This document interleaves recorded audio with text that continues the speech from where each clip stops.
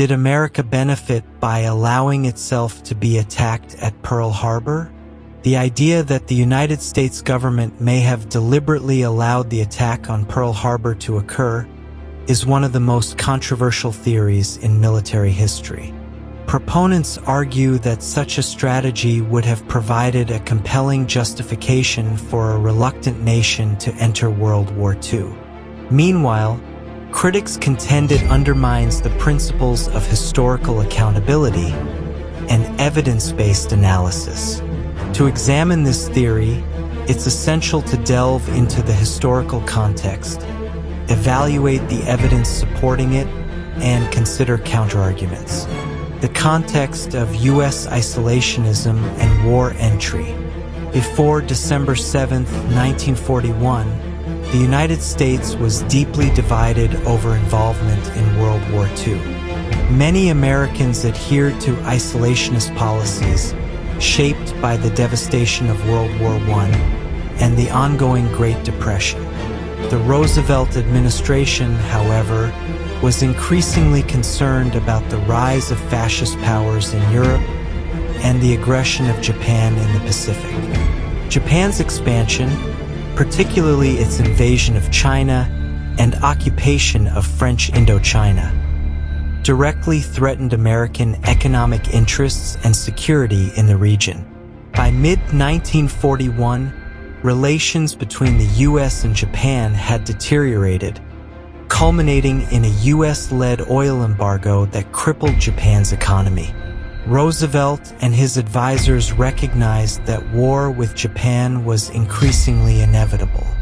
The theory suggests that the administration may have calculated that allowing an attack would unify public opinion and Congress in favor of military action. Evidence supporting the theory. Several points are often cited as evidence that the U.S. may have anticipated or even permitted the attack. Intercepted communications. American intelligence had cracked Japanese codes and was monitoring diplomatic and military communications. Some historians argue these intercepts indicated Japan was planning a significant attack, though Pearl Harbor was not definitively identified as the target. The stationing of the Pacific Fleet. Critics of U.S. decision-making question why the Pacific Fleet was concentrated at Pearl Harbor, a vulnerable location. They argue this may have been a deliberate decision to make the fleet a tempting target. Political necessity. Roosevelt faced a Congress and public hesitant to enter the war. The attack on Pearl Harbor instantly transformed the national mood, uniting Americans behind the war effort and enabling Roosevelt to secure a declaration of war. Historical precedents for sacrificing tactical gains. Some argue governments have historically sacrificed short-term military positions for larger strategic or political gains. In this context, the theory implies Pearl Harbor served as a casus belli that Roosevelt needed. Counterarguments. Why the theory lacks credibility. While intriguing, the theory that America allowed Pearl Harbor to happen is not widely accepted among mainstream historians, for several reasons. Limited evidence of foreknowledge. Although the U.S. intercepted Japanese communications, the intelligence was fragmented and did not pinpoint Pearl Harbor as the target. Much of the information suggested an attack in Southeast Asia. Operational risks of allowing the attack. The destruction of the Pacific Fleet posed significant strategic risks. If the attack had fully neutralized American naval power in the Pacific, it could have prolonged Japan's dominance and hindered the U.S.'s ability to respond effectively. Lack of direct orders or evidence. No documented evidence exists showing that Roosevelt or his advisors deliberately ignored clear warnings or facilitated the attack. Most historical analyses attribute the unpreparedness to intelligence failures and bureaucratic inefficiencies, rather than intentional neglect. Moral and ethical constraints. The notion that the U.S. government would allow thousands of its servicemen to be killed and its fleet devastated raises profound moral and ethical questions. Even in wartime, such a strategy would be difficult to justify or conceal. Assessing the aftermath, strategic gains without conspiracy.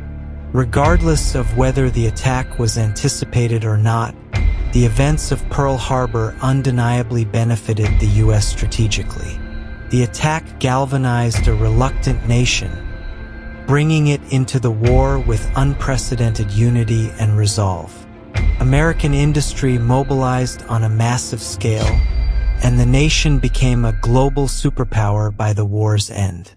However, the theory that the U.S. government allowed the attack remains speculative. Most historians attribute the failure to prevent Pearl Harbor to a combination of overconfidence, intelligence gaps, and a misreading of Japanese intentions. A controversy that endures.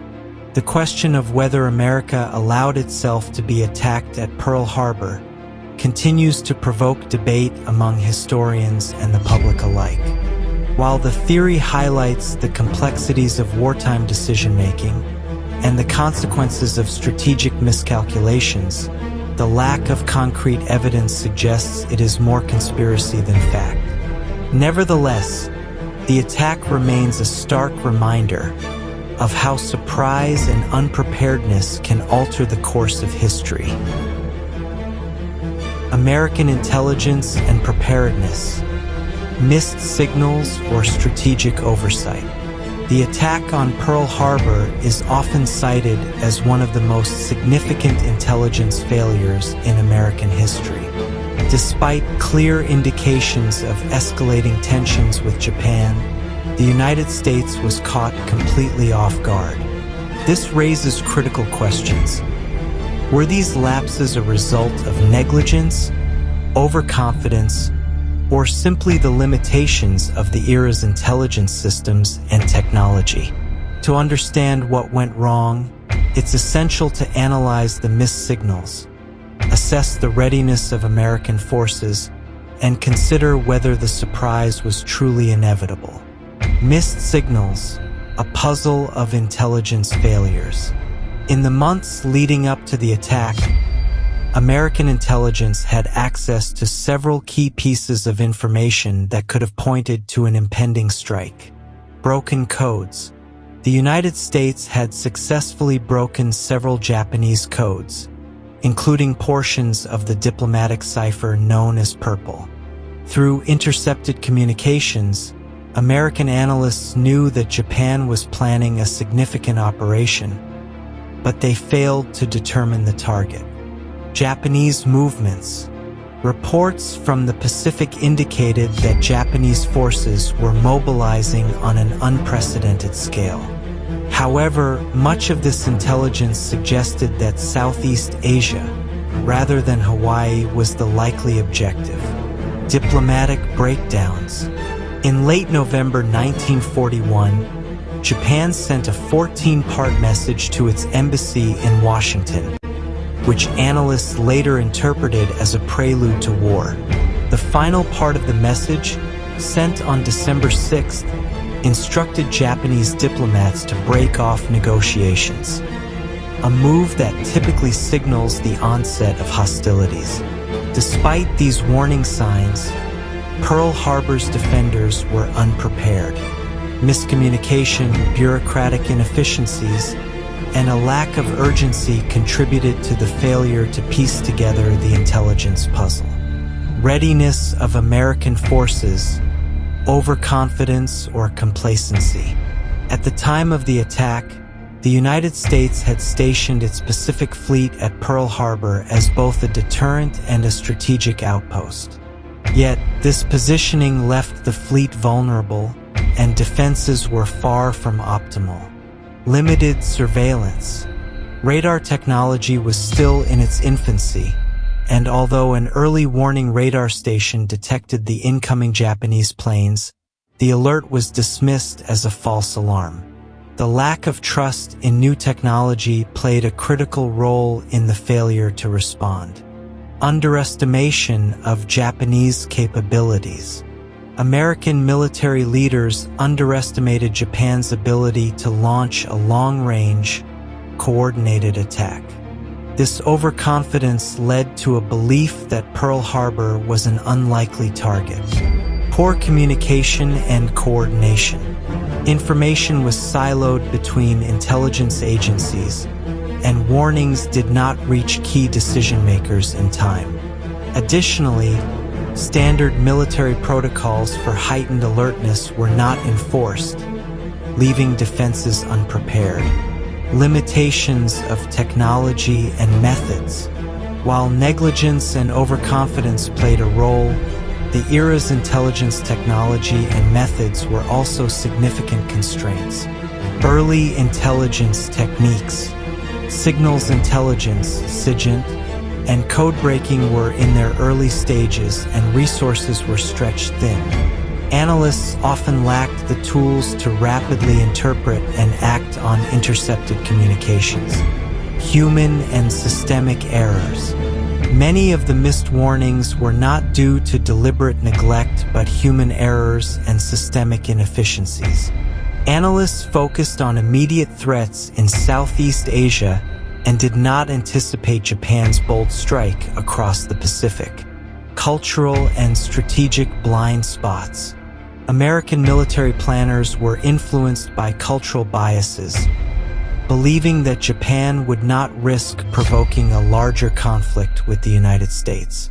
This assumption shaped intelligence priorities and downplayed the threat to Hawaii. Was the surprise inevitable? Historians continue to debate whether the attack could have been prevented. On one hand, the sheer volume of intercepted communications and Japan's increasing hostility suggest that American leaders had enough information to anticipate an attack. On the other hand, the fragmented nature of the intelligence, combined with technological limitations, made it challenging to draw clear conclusions. It's also worth noting that the Japanese attack on Pearl Harbor was exceptionally well-planned and executed. Japan's use of deception, combined with the audacity of launching a strike so far from home, capitalized on American unpreparedness in ways that even the best intelligence might not have fully mitigated. A lesson in vigilance. The failures in American intelligence and preparedness at Pearl Harbor serve as a stark reminder of the importance of coordination, communication, and critical thinking in defense strategy. While some lapses can be attributed to negligence or overconfidence, others were simply products of the time. In the end, the surprise at Pearl Harbor was a wake-up call that transformed American military practices and shaped the future of intelligence operations around the world.